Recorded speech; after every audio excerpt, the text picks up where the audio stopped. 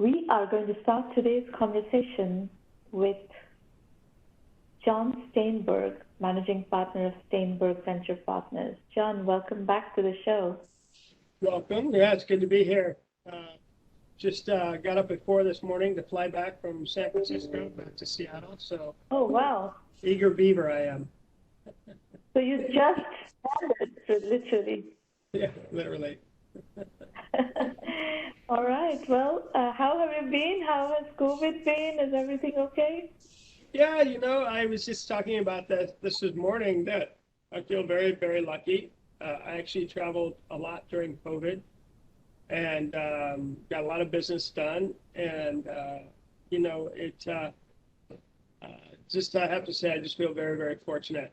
And now it seems like airports are busy again, and people are traveling and eager to get out. And in fact, I hold investor dinners and founder dinners in San Francisco and Seattle, and getting lots of unsolicited reminders that we should get going with those again. So feels like we're back at it. You said you have been traveling during COVID for the last year and a half, almost. I have. I live in both Seattle and San Francisco, so that's one natural place for me to go back and forth.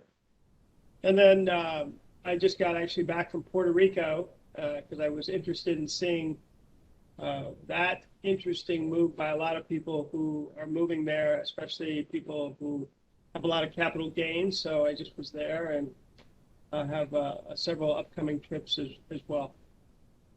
Interesting.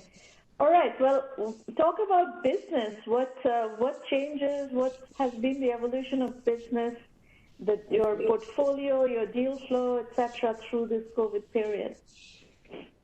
Well, I think the obvious things are that COVID, some people like to say it just accelerated what was naturally happening. It really was widespread. So my doctor friends tell me that I remember them saying in the beginning of COVID that they had accomplished more changes in 10 weeks than they had in the previous 10 years. Education. I heard that from a lot of people. Yeah, right. So it crossed all industries. Yeah. And I think, when forced to change our lifestyles and our engagement patterns, many people said this isn't so bad. I have been absolutely astonished at just the winners have won so big during COVID. The tech stocks in particular, anybody that could scale, but also just people rethinking work patterns, life patterns, social patterns. So I think, but having said that, I don't know a person, unless they actively sought to be slower or sought to take time off, I don't know a person who said they weren't busier during COVID because it was so easy to do things like this. So the deal flow and the amount of deals getting done and startups off the charts. Are there some salient points of how your portfolio in particular has gained through COVID? And if you could just double click into some use cases of specific companies, what is their business and what have you seen? What kind of... Yeah, I would say, and this is a bit of a guess, but more than 3/4 of the businesses benefited during this time as their businesses ramped up. Several of them, and on a personal note, as you may remember, I'm in the wine business. It's a pretty interesting example, actually, because my Hand of God brand behind me it actually got quite hurt because we were doing 75 dinners a year and in 60 restaurants. Well, those went to zero, right? So, but I'm also an advisor to a startup online wine business called Underground Cellars, their business 8x'd. Wow. Right? Because they were focused, they didn't have a need to be in the restaurants or doing events. They were all online. And we were just amazed to watch the numbers go up, up, and up. And so I think the wine industry, as an example, that's not high tech, but I consider Hand of God a startup, is undergoing some really interesting changes, and forcing everybody to relook at.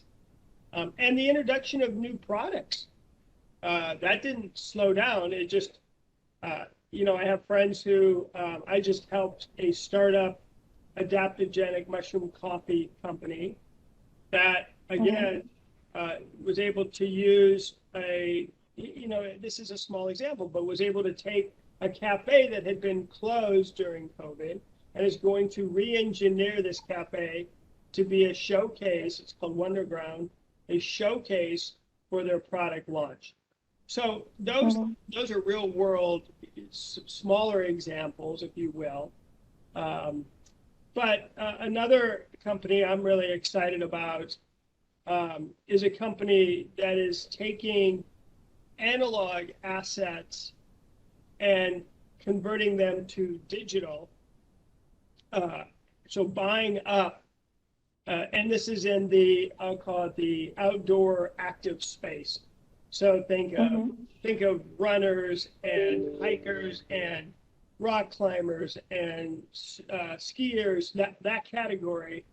And there's a bunch of interesting assets out there, magazines, for example, that now all need to be digitized and brought up to the current world around social media and interaction. And this company called Outdoor is doing that, and COVID again accelerated their opportunities. So it really, that not to be cliche, but people talk about the haves and the have-nots, right?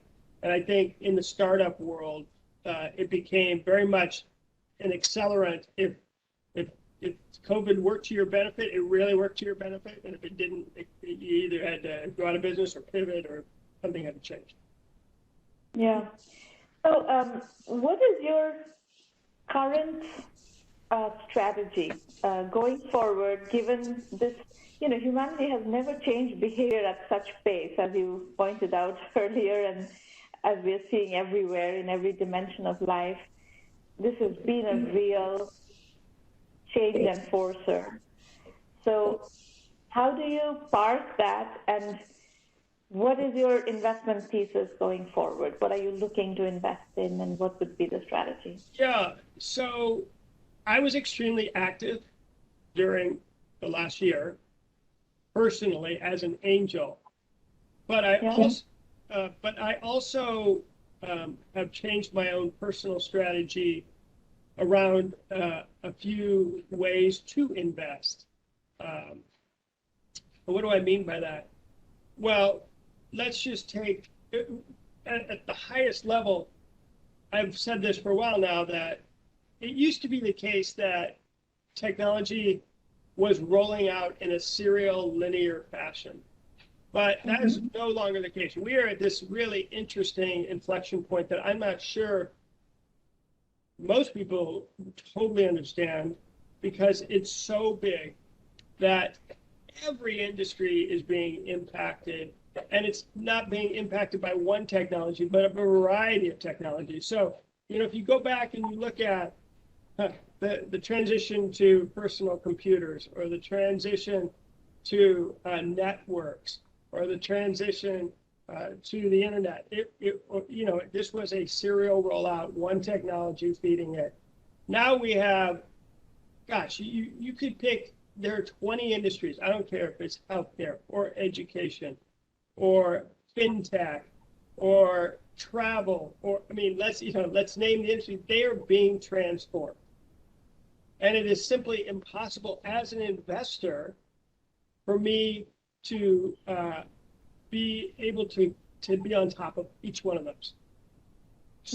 So I believe, not a terribly deep thought, but I believe that crypto and blockchain are fundamentally hugely important technologies, and I need to be exposed to it from an investment standpoint. So Okay. Instead of saying I'm going to bet on this horse and that horse, I went out and found the best blockchain fund of funds to allow me the best exposure. And I've actually become a venture partner with them. And we are in some 15 funds globally. That's the other point. You asked me what's my, you got to be global now. Yeah. It is no longer 650-415, right? It's global thinking. You got to think about, and it's across the country as well. So the blockchain co-investors, I'll have exposure to 300 different startups because I couldn't possibly know how to pick by myself. And in the previously, I would have tried to figure it out and focus just on that. But it is such a fundamental technology that not having exposure, I think, is really going to be missing something so important. That's one example. Another example is I'm a venture partner with a global venture fund called rocketship.vc. And their approach is unique. But I think everybody will take on this approach in some form going forward. And that is, these guys are rocket scientists, literally. They're data scientists from Stanford. And they are just using algorithms and combing through, I can't remember the amounts now, it's such a huge amount of data, and looking for patterns to find startups around the world to invest in. So they're getting a look at the world in a different way and faster. And the approach has been really interesting. It appears that they're going to be in the top 5% of all funds for their vintage year. And so, again, that's my way to get exposure to things I wouldn't be able to otherwise. Yes, I still invest in startups as an angel investor, mostly here and in the Bay, here in Seattle and in the Bay Area. But I have never seen so many startups. I must get through syndicates, I must get 5 new opportunities a day online. It is so fascinating to me, and I can't possibly do the work, make a decision around that. But so what I was about to say is that my own strategy is I definitely am only something over the transom more than ever won't work. And working with people that I know or have a group of people that we all know is really important to me. And then, I have the luxury, I'll say, that at this point in my life, having done this for over 30 years, I get to focus on things that, I like the people. I feel like it's an interesting category just for my own personal interest, and hopefully it's doing something good in the world to make a difference. So that all goes. Go ahead. What are those areas of personal interest to you currently? Yeah, I mean, I'm really Besides wine. So I'll tell you an area that I just don't know nearly enough about. But another one of the massive categories. I feel like if you're not in it and you're not a participant, you don't know how ridiculously large and exciting it is. That's gaming. But people of my generation generally don't get that this is changing the world in so many ways. So I invested in a company called Manticore, and it's a Stanford guy that I had gotten to know through his blogs and his posts, and I just saw his passion, but I got to know him over time, and I had no idea because I'm not a gamer. But by the way, I love sports. I'm a ticket stub collector, and the whole NFT thing is super interesting to me. But I just saw his approach and his passion. So I made the bet on him because I need some exposure to this category because it's going to change. And I mentioned the sports because I think esports is part of this category. So that's an example of a passion of mine, working with somebody who brings that kind of thoughtfulness and depth and passion to a category I'm just never going to be terribly smart in, but I relate to it. So that'd be an example. I do love things. The whole another huge category that I'm really excited about, but again, I can't spend the time, is space and aviation. Oh my gosh. You know, there's the obvious ones around space, but there's a lot of, I invested in a classmate from Stanford who's doing really interesting things.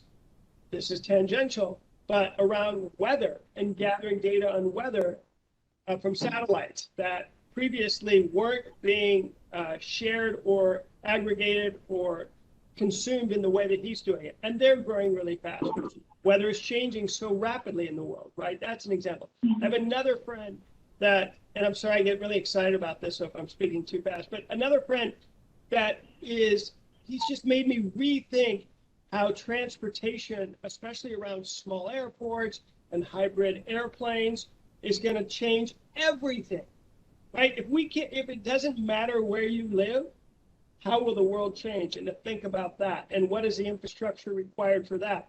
And so I invested in a really interesting cargo drone company that will produce drones that can carry, 500 pounds and really solve some of the supply chain and emergency relief situations in a way that's never been able to before. So again, just so many exciting things. I feel like a kid in the candy store a little bit because there has never been a time like this. I have a 13-year-old daughter, and I keep thinking when she graduates from college, I don't even know how to prepare her for that moment in 10 years because it's going to be so radically different. I feel like, hang on, it's going to be quite a ride. Yeah. So when you do angel investments directly, not through fund of funds and all that, what size checks are you writing these days? It's kind of really all over the map. I don't have a particular check size, and because I don't have unlimited wealth, and because it's all from my account, I tend to do a smaller, more. And I always try and think, how am I adding value? That's actually the more important question. I didn't mention that when you asked me my criteria, but someone the other day said to me, "What do you do all day?" Because I'm involved in so many different things. And I think the thing that I do all day is I really work hard and not to lose what I'll call my super connector superpower. That I really want to make sure that I'm also an obsessive walker. So I average 25,000 steps a day. But the only way you can possibly do that is if you take walking meetings. So at least 3 to 5 of my walking bouts each day is just calling people I haven't spoken to for a while and connecting, or reading an article online about a cool startup and just reaching out. I remember in 1988 when I first moved to Seattle to work for Microsoft. Out of the blue, I called up Howard Schultz and said, "You don't know me, but I think Starbucks is pretty cool, and I would love it if you would just have a coffee with me," which he did. And I just never lost that. So my value add, to go back to that, is I want to be that person on the cap table that people can say, "Hey, could you do this introduction for me?"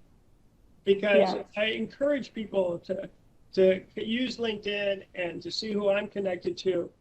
And I'm super respectful of using that power to not bother people and to filter and to curate.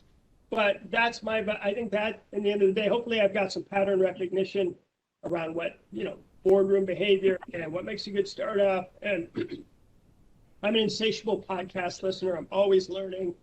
But I think that for me, if I can add value, then that's more important than the check size. And would you price around, or would you kind of write the term sheet? Do you lead?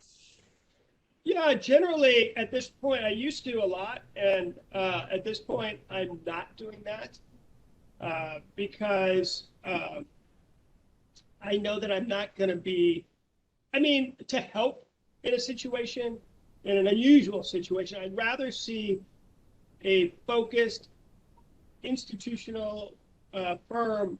Me, pricing is not the signal I want to give to the market.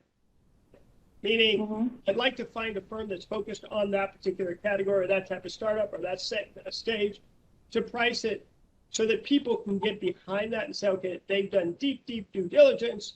They're going to be very involved. Let's see what they're saying the market bears. Also, I feel like, and I don't have good stats to back this up, but valuations have really been all over the map. And compared to when I was pricing rounds, I still get a little heartache over valuations. I'll be completely honest with you. In fact, I was asked to price a round recently, and I felt like it was way too high. I said that I was going to invest. I like the people a lot. And it ended up, we found it amazingly, and the price was higher. But companies are also... Well, there is a valuation inflation going on. There's no question. Yeah. But a company, there's, markets speak fairly efficiently sometimes, and there is an ability to scale today like we've never seen before. So that's got to get reflected in that price. Yeah, well, there's a lot of infrastructure already in place, and if there are ways to tap into that infrastructure to grow, it's an unprecedented situation, which is true. Sure, for sure. And around the world. Rocket Ship, part of their data that they did not expect when they went in and started looking at the data was that India represented one of the most interesting opportunities in the world and had been underinvested. We know them very well. Anand and Venki, we know them very well. I've known Venki for, 20-some years. So yes, we're familiar with their work, and for us, actually, I was very involved in from the very beginning of the Indian startup ecosystem and moving from the services-based industry to the product-based, startup-based industry. So our penetration into India is huge. So yes, we are very familiar with the India opportunity. Well, but 5 years ago, it was underinvested. That's what's so interesting. And, with the introduction of the low-cost cell phone and other things, it just changed what seemed like overnight. Yeah. So just super interesting. But that's an example of, if you weren't on top of that, you missed it. Not that there's not going to be continued opportunity, but that was a mega trend. So, yeah. We are even seeing companies coming from Africa these days. 100%. We had our first unicorn out of Africa. I know several fund managers in Africa. It's, again, the world is shrinking in a way. I have a friend who pointed out to me about a year and a half ago. He said, another mega trend that people don't realize is there's 7.5 billion people in the world-ish. And he said, this was probably 2 years ago. He said, through half, or about 3.5 to 3.8, had internet access. He said, but within 5 years, no time at all, everybody has internet access. Yeah. Think about how that changes the world. Yeah. And so, again, the scaling opportunity doubled overnight. 5 years is not very long, and that rollout is happening. So what a fascinating time. Yeah, and those are, the India story is interesting because the first wave of the India facing B2C businesses were targeting the affluent consumer base. And then as Reliance Jio got into the game and this whole, hundreds of millions of lower end consumers got plugged into the internet, The game changed. Of course, they have no purchasing power, but so you have to go to market in ways that are, interesting and different, and you have to figure out what kind of business models work. But there's a lot of opportunity for innovating on business models there. 100%. And I think there was a stage of tech rollout around the world that was basically copy what worked in the U.S. and see if it worked in your country. And that is no longer. No, that's no longer the case. Right. Some of that may still be there, but I think there's original work happening. And I think the ecosystems have matured tremendously, and the dynamics and the trends are different in that there's actually opportunities for original innovation, original ideas that are quite prolific at the moment in those geographies. Profound. I mean, really profound, because different places require different solutions, different cultures are going to use the technology in different ways. So, and I think there's leapfrogging going on. What the whole COVID-induced change that has happened.